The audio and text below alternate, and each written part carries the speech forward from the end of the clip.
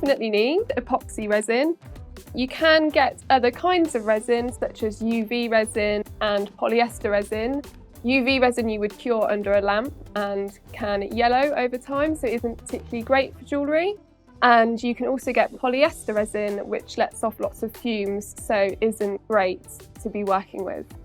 Epoxy resin, you mix part A and part B together. You leave it to cure, which takes usually with this resin around 6 to 8 hours, and then it's hard like plastic. Here I have Pinata alcohol inks, and they can be used to colour resin and create different effects. One of the effects is the Petri dish. To do that, you will definitely need the white Pinata and then whatever colours that you wish to use. Here I have part A and part B of liquid silicone. Here I have nitrile gloves. They're very, very important to protect your hands when working with resin. You need to make sure that you read all of the health and safety recommendations that are provided by your resin supplier. I have pliers, which I use to create my finished items of jewellery. Here I have sandpaper, which I use on some of my resin jewellery to give a high shine, polished finish. These are jump rings, which come in both silver and gold, which are great for finishing your jewellery and attaching pieces together. Right here I have the drill which I use. There are 3 main drill bits that you can use with the drill. One is for sanding, and then there are 2 here which drill different sized holes.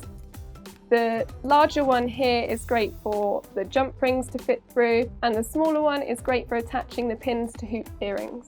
Right here I have a pre-bought mould which already has the holes in the mould for you, so you do not need to use a drill. Right here I have different kinds of mixing sticks. You can have large lolly sticks, you can have these ones here which are reusable silicone stirring sticks.